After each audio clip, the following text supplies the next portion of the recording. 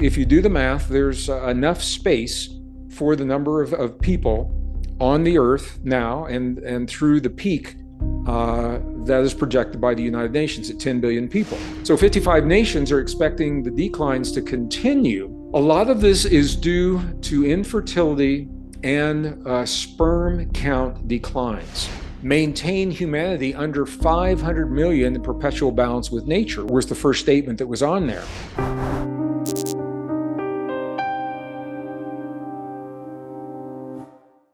Hello friends, Gregg Braden here. I've been out of the country for a few weeks, so I have not been with you on these videos, these questions and answers for a few weeks. I'm happy to be back now. And I want to talk to you today about a number of questions that have come through while I was gone. You know, it's interesting, the way the questions come, there are groupings of questions that come in. It's like all of a sudden everybody is thinking about blockchain technology, or everybody's thinking about climate, or in this case, everybody's thinking about population. You know, something will come up, a global event, something will be in the news feeds somewhere, bringing an idea to light, and then for a period of time, everybody's talking about it, and population is one of those. So I've received a number of questions from different perspectives. One of the questions that has come up is why I haven't addressed the growing concern of Earth's rising population. That's one question. Why I am not talking about the need to reduce our population. That's another one. If I'm concerned about Earth's resources and population. So I want to address these, but I'm going to just give you a heads up right now before I go into this little presentation that I put together for you. I want to honor the questions, and they're good questions and they're important questions, and they're based upon the narrative that is being perpetuated in the mainstream right now and has been pretty much since the 1970s. It is based on what we call zero-sum thinking, where there's not enough to go around. It's based on scarcity, it's based on lack, it's based on a Darwinian idea of survival of the strongest. Was Darwin's original language. I have his manuscript. He originally said that nature is based on survival of the strongest. That was later then interpreted as survival of the fittest, and the language was changed. I'm sharing this because it's important. Survival of the strongest gives us a powerful insight into Darwin's thinking and what his beliefs were at the time that he formulated his theory. That theory is the foundation of the society that we live in right now. So, you know, although he formulated and published in 1859, it was during a time when the foundations of our modern society was being put into place, and his ideas are very much incorporated into the beliefs, the policies, the politics, the technology, the way that technology is applied in our lives right now. And population is one of the places where all of these things come together in a really interesting way. I'm going to tell you right now, if you don't get to the end of this video, population is not the problem that you have been led to believe, and I was told is the problem. As a matter of fact, there's something much more alarming that is not being published, that is not being shared, that is very concerning, and that's what I want to talk to you about right now. So I hope you're intrigued enough to see this brief presentation, and I'm going to get into it right now. So when we have the conversation about population, the bottom line for most people is, are there too many people? Are there too many people on Earth now? Are we taxing the resources that we have available to us, the minerals, the food, the energy, the water, the land, the space itself? Are we going to do that in the future? And it's a good question, and it's a question that we've been asking for quite a while. So I'm going to go back and begin at the very beginning. And the reason I want to do this is a very important question, because the answer to this question about human population is being used to drive politics, policies, and political choices right now that are impacting your life, my life, and are going to in the future, and in our children's lives as well. If that information, if it's based on false assumptions or information that the data doesn't support, then we are leading ourselves, or misleading ourselves is probably the better term, into conditions of suffering that are simply not necessary and not justified. And I think this is a really important conversation to have. So let's go back. Let's go to the beginning. 1766 was the birth of Thomas Malthus. He was an English economist, and he was the first to ask the question, or from some perspectives, sound the alarm of population in 1798. He wrote a book. It was titled An Essay on the Principle of Population. And in that book, he proposed that crop yields are linear, where human reproduction is geometric. So in other words, he said that when we are growing our crops, we can know if the crop yields so much this year, then we can predict what it will yield the next year and the next year and the next year, and that those yields are a constant, but that human reproduction is not linear, it is geometric, and that the geometric population is going to surpass the amount of food that can support that population. So he was essentially saying that we're going to run out of food for the number of people that we have.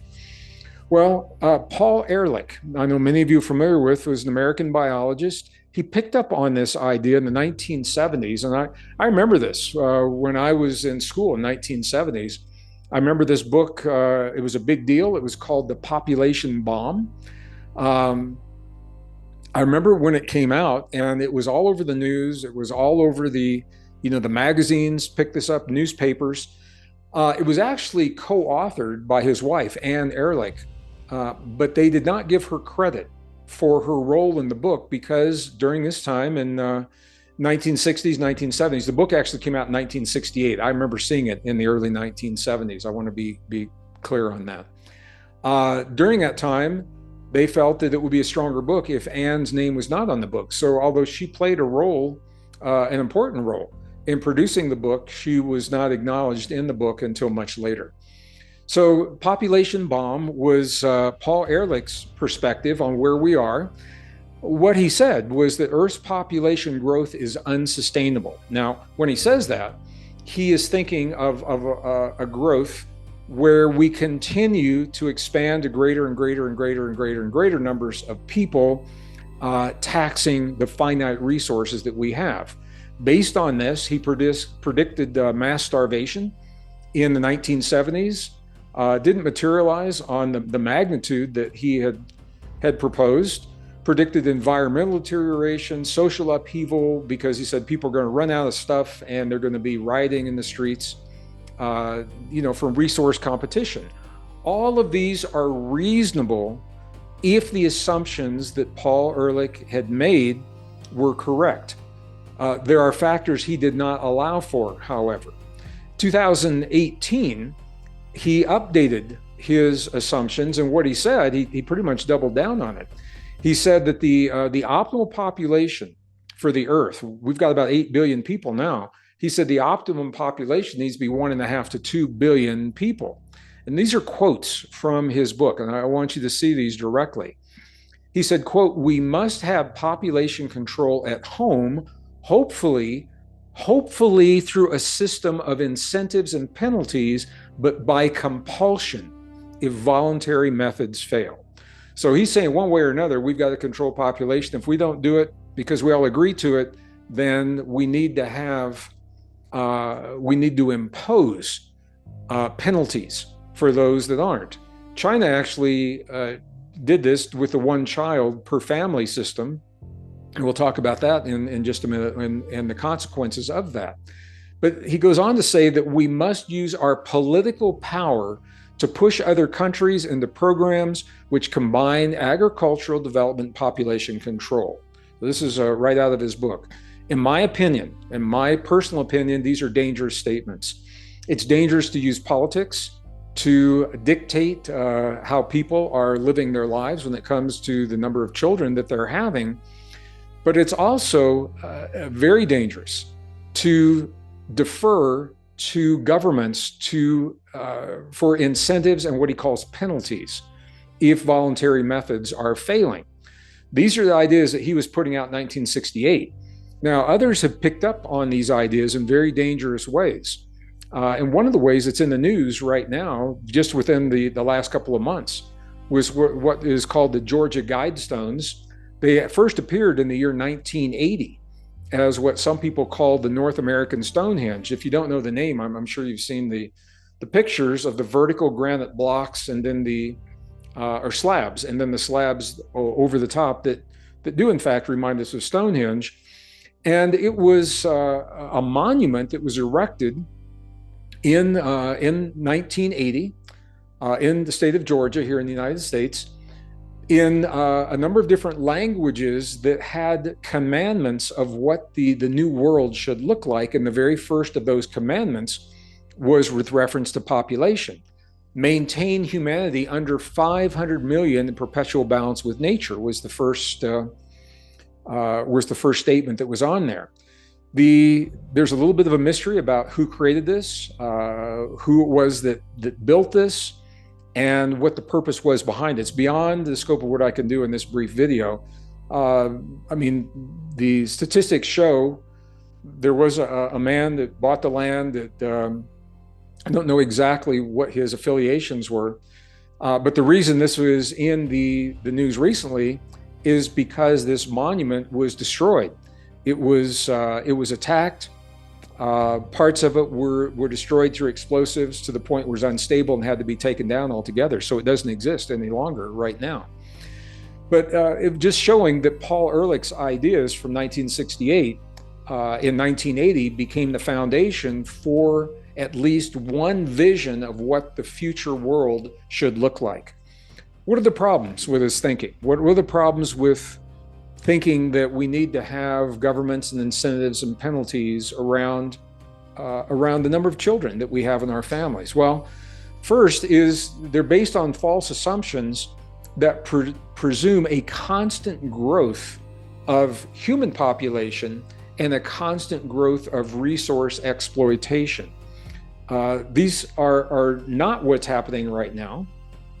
I'm going to show you the numbers for this, but they fail in these ideas. They fail to take into account new technologies that ease the resource burden. We're not using resources in the year 2022, almost 2023, the way that we use them in the 1960s, 1970s. Technology has changed the way that we're using those resources, and it will continue to do that. Here's the part that's really alarming. There is a decrease in human population. Now, I'm going to spend the latter part of this little presentation to talk to you about that. That is not taken into account in the ideas that Paul Ehrlich put forth in 1968 and the 1970s, or in the current ideas right now, because a lot of people simply are not talking about what the data, what the statistics, and what the new information is revealing. So these ideas fail to take into account that there is, in fact, an alarming decrease. It's already happening. This isn't something we say might happen in the future. It's happening right now, and it's caught a lot of biologists, statisticians, and organizations off guard. But the second reason I'm concerned about this is because the false assumptions are used to create dangerous policies and enact laws that support suffering designed to decrease population. It's coercive population control. These come across in terms of economic policies. You're penalized if you have too many children, energy policies, social policies, certainly. So where are we right now? Well, it's interesting because as I was putting this together, according to the United Nations, we just crossed the threshold for the 8 billionth human to be born onto the earth. Now, realistically, there's no way to know exactly who the 8 billionth human was. But what the United Nations says is on November 15th of the year 2022, this current year, the 8 billionth human was born onto the earth. From that, the UN projects 8.5 billion by the year 2030. That number comes up a lot that year. It is the year that the UN is proposing the acceptance of the Sustainable Development Goals, UN SDG 2030, that we've talked about in the other videos, and 9.7 billion by the year 2050. This is what the UN is expecting right now. The UN studies project that population will peak at 10.4 billion in the 2080s. So the UN is telling us in their statistics, taking into account the factors that we're talking about now, that the population doesn't just keep going and going and going and going at the rate that it has in the past, that it will peak in the 2080s at 10.4 billion due to a combination of factors. Our population is expected to decline after 2080. It doesn't keep increasing. And those factors are, again, those are the frightening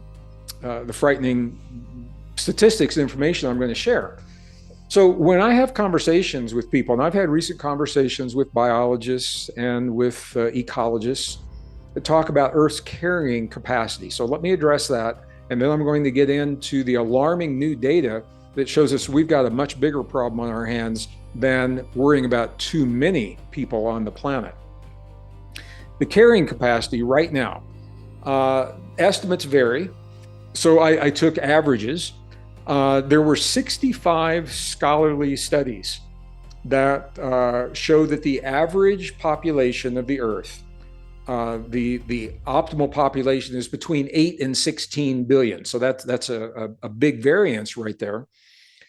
But the parameters include things like how much space is available for people, how much food is available, how much water, mineral resources, and things like that. Let me just do this very quickly. I just want to show you what the numbers are showing. First of all, the land resource facts. If you exclude the mountains and deserts of the Earth, there are about 24,600,000 square miles of Earth available for habitation. All right.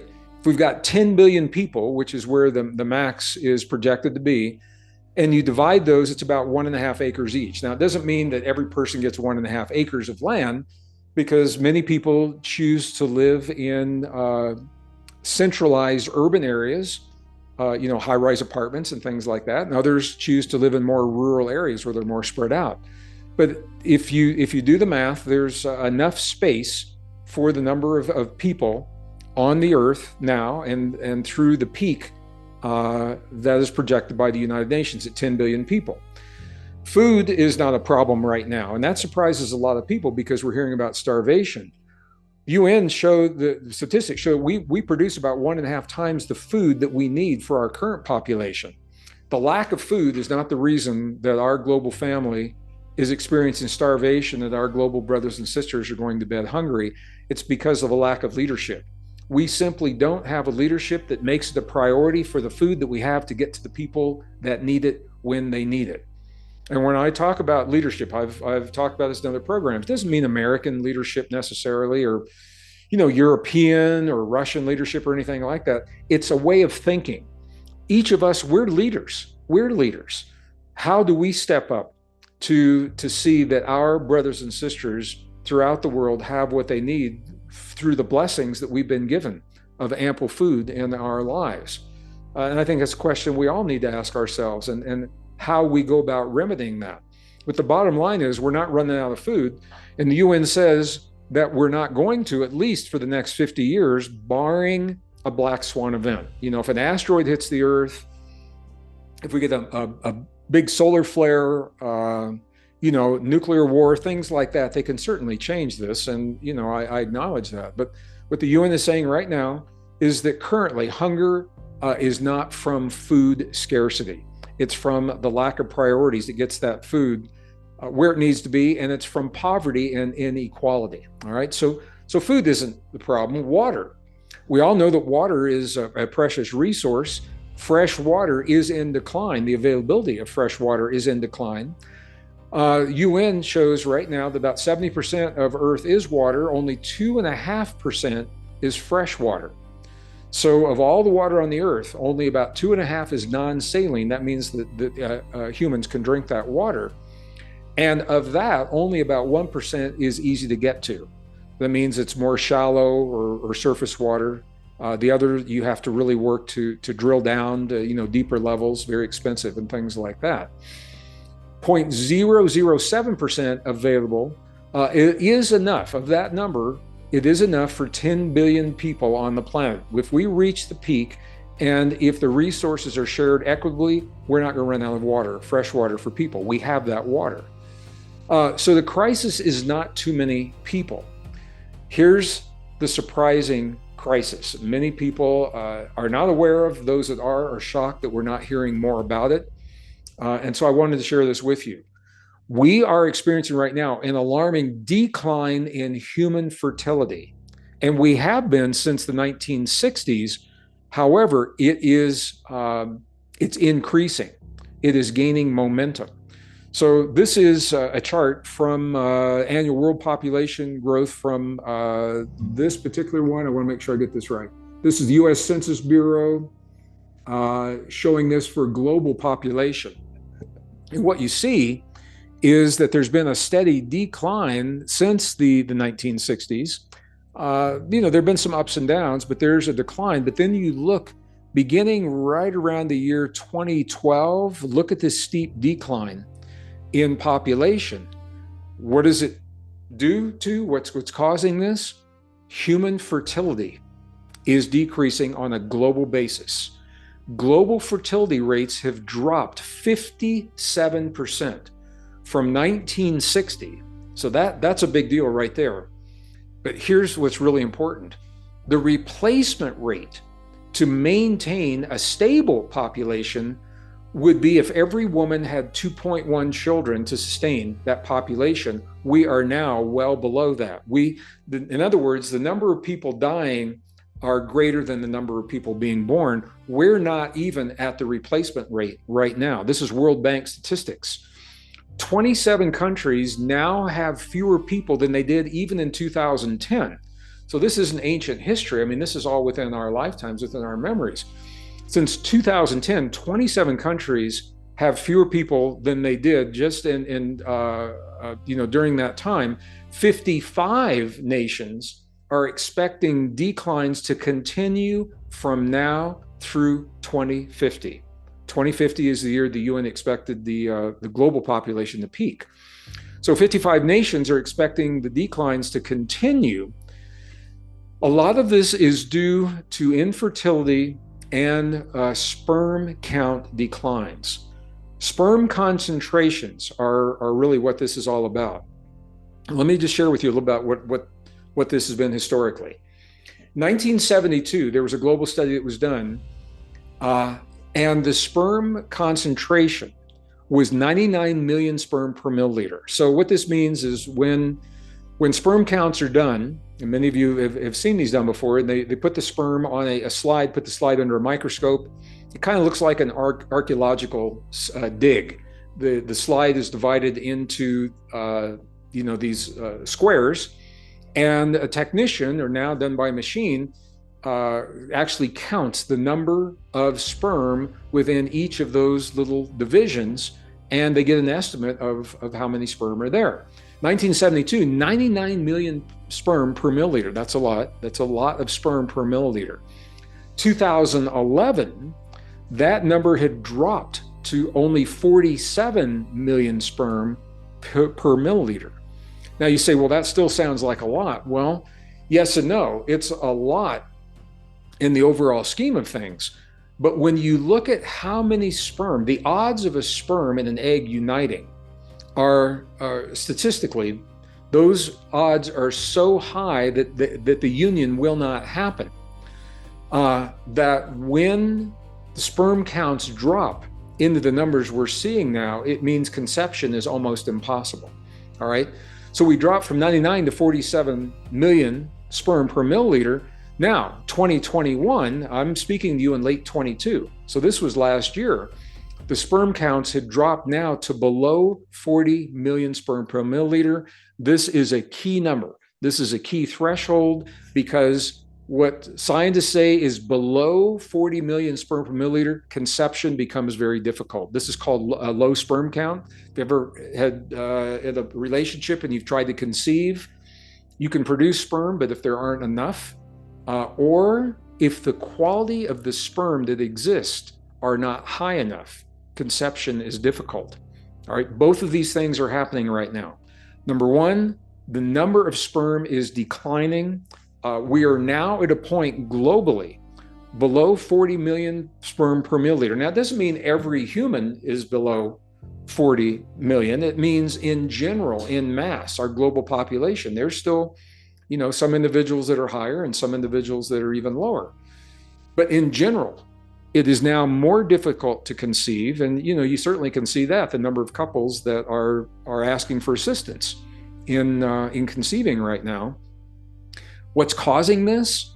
Well, environmentally, there's a lot of problems. Lifestyle, excessive use of alcohol. We live in a world that is stressed. We're under more stress individually and in families, community societies than has ever been documented. The world is more stressed. The world is more sick than it has been. People turn to alcohol, tobacco, recreational drugs to remedy that stress, and also a lack of exercise is contributing to the low sperm count, as well as environmental toxins. So we're getting like a double whammy here. Not only are we stressed and we've got the lifestyle factors, but now the environment is not supporting healthy sperm anymore. Toxins in the food, toxins in the water, toxins in the personal care products that we use every day because we think they're good for us. Soaps, shampoos, cosmetics, foods, even the foods that we think. Chemical coatings on cookware and clothing. So we've been conditioned to believe that oils are bad. So people don't want to use oils to, fry their eggs or saute their stir fries. So they're using coatings on the cookware. The coatings are toxic. And every time we cook with those coatings, a little bit of that coating comes off into the food. We're actually eating the coating and it accumulates in our organs. There's a class of toxins that are called anti-androgens. So androgens are essentially sex hormones. Anti-androgens are things that work to debilitate the sex hormones, including lower testosterone levels. So anti-androgens, they lower the testosterone level that's out there, but they alter the quality of the sperm. Now, what that means is maybe you do conceive, but the conception isn't viable. And you're seeing a high number of miscarriages in Western societies right now attributed to this factor, to the sperm and the egg are finding one another, but the quality of the sperm and the quality of the egg, this goes both ways. There are female anti-androgens as well, but we're talking about the sperm count right now. The quality of the sperm does not produce a viable conception, and so a miscarriage happens. It impacts the baby's development if the conception is successful and is carried full term. It can also alter the baby's development in terms of physical development, cognitive development, all these kinds of things. So not only is the concern about the number of too many people not supported by the evidence, but a new concern now has arisen that if we don't change the way that we're living on this planet, the act of conception is becoming rarer and rarer and rarer. There have been science fiction movies that have been made about this, where a woman's ability to conceive becomes so rare and so precious that nations will go to war over the ability to conceive for a woman who is willing to conceive or is capable of conceiving. So hopefully we never get to that point. What can we do about this? There are all kinds of things that we can do. And what the scientists tell us is this is not irreversible if we catch it now.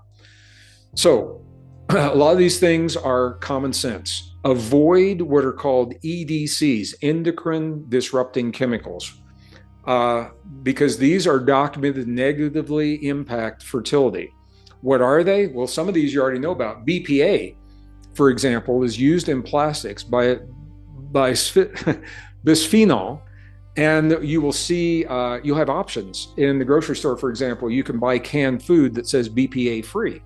because they used to use BPAs to line the inside of canned foods, canned vegetables, canned beans, things like that. So look for BPA free canned vegetables and things like that. Parabens. And it's amazing how common these are in the common cosmetics, the facial creams, facial powders, eye makeup that typically that women are using or have used in the past, lipsticks, things like that. You can look for paraben-free cosmetics, and these are good reasons to do just that. Phthalates are very common. They're used in plasticizers, and when you find the plastics that are really soft, the softer the plastic, the less healthy it is. If you're going to, sometimes you have to drink water out of a plastic bottle, for example. If you go on a long airplane flight, I was just on a flight from the Middle East in the US, they would not allow us to bring water from the airport onto the plane, even though we'd already gone through security. So all the water we had to come from whatever the plane was giving us. That water was in plastic containers. Fortunately, they were harder plastic. Some of these plastic bottles, when you open them and the pressure is off, it's like paper, like they'll just crumble. Those are the ones that are the most toxic, the ones that you want to avoid. Others that are the harder plastics, some of them are a bluish color. I don't want to get into brands on this YouTube channel right now, but you can see pretty much which ones they are. If they're thicker plastics, they're going to use less of these plasticizers. Organic produce obviously is a way to go. Now there's controversy around this because there are loopholes in what is considered organic. You have to do your due diligence. We've got to check this stuff out. Ideally, you can grow your own. And a lot of people are doing that now. But to the degree that you can use less corporate produced produce, because they're using the GMOs, they're using the pesticides, they're using all of those things. This is a big one with friends of mine. A lot of people don't have time in their busy lives to produce a lot of fresh foods and cook for themselves. So they buy pre-packaged foods and they take it home and they throw it in the microwave. Well, if that pre-packaged food is in plastic and you throw that in the microwave, the heat releases those toxins into the food. So you're eating the toxins that we're talking about right now. Don't reheat the food in the plastics. Take it out of the plastic, put it in ceramics, put it in a glass bowl or a Pyrex bowl or something like that. The soft plastic water bottles we've already talked about. If you can drink filtered water, or if you're blessed enough to live in a rural community where you have your own well, that's definitely the way to go. Or there are very good filters out there that filter out, they're made to filter out the toxins that we're talking about. And cooking with non-coated utensils for the reasons that I just shared. Also, cleaners. This is a big one for me. I stay in hotel rooms a lot. And I'll tell you, the stuff they're using in the hotel rooms, sometimes I'll walk in the hotel room and my eyes they just burn. And they're red and bloodshot, look like I've been out partying all night. If you know me, you know I don't do that. But I look like I do. And I'll have to change a hotel room, or sometimes I'll have to change a hotel because this is what they're doing. If you can use natural cleaners, vinegar is a very powerful natural cleaner.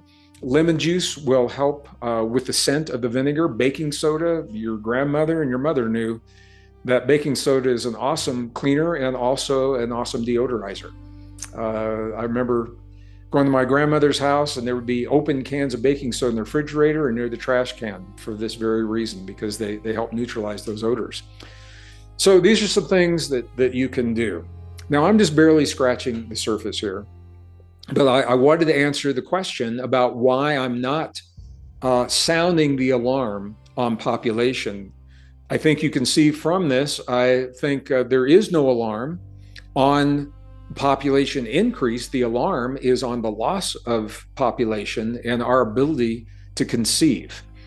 And that changes the narrative. It's not a popular story. It's not supported by, if you go do a search on your computer, you may not see this information supported because it doesn't fit the narrative. It doesn't support the agenda that's being driven by politics, policy, and trying to enact laws to force us into the kinds of population control that we're all seeing happen right now. This is a big part of what is called the Fourth Industrial Revolution, or the Great Reset that many of us are hearing about. That reset only makes sense if certain parameters are in place. If we have a population extreme in the danger of too many people, that supports those policies. The data doesn't support the fact the information that there are too many people, or that we're going to have too many people. So you're not going to see a lot of this supported in the mainstream. I'm going to invite you to check it out for yourself. Where do we go from here? What do we do about this? Unfortunately, these false narratives, being based upon false assumptions, are being used to create suffering in our world. They're driving political choices, they're driving economic choices that are hurting people and causing people to suffer, in my opinion, in a way that is unnecessary and unneeded. So where do we go from here? I'm going to invite you to think about this. It's a very different way of thinking. We already have all the answers to all the technological answers to all the big questions that pose a challenge in our lives today. You're not being told that. We have all the food we need. We have the sources of creating clean, green, sustainable energy without using toxic elements, without using rare earth materials that are finite in nature, mined by young children and unregulated minds in countries that have very little regard for human life. We already have the technology to produce energy, and I've talked about that in many of these videos. It's beyond the scope of what I need to do right here. We have everything we need to raise the standard of living for every child, every woman, every man on the face of the earth right now, and we can do it while preserving the resources of our planet. The old thinking is that if we live better, we hurt the earth more. This is zero-sum thinking, and it doesn't apply because it does not take into account the things I'm talking about in this and other videos. It doesn't take into account the technology, doesn't take into account the fact that birth rates are declining, doesn't take any of that into account. We have this right now, and this is very, very different from the fundamental thinking that says too many people, too many resources, not enough to go around. We got to grab what's ours. We live in this world of scarcity and lack, because it's in that world where you and I become vulnerable to other people's ideas based upon other people's agendas of what our lives and what our world should look like. So that's why I wanted to share this with you the way I am right now. We've got everything we need to raise that standard of living, preserve the resources of the planet, but even deeper than that, and I think this is really key in everything we're saying, we as a society have lost a deep reverence for life.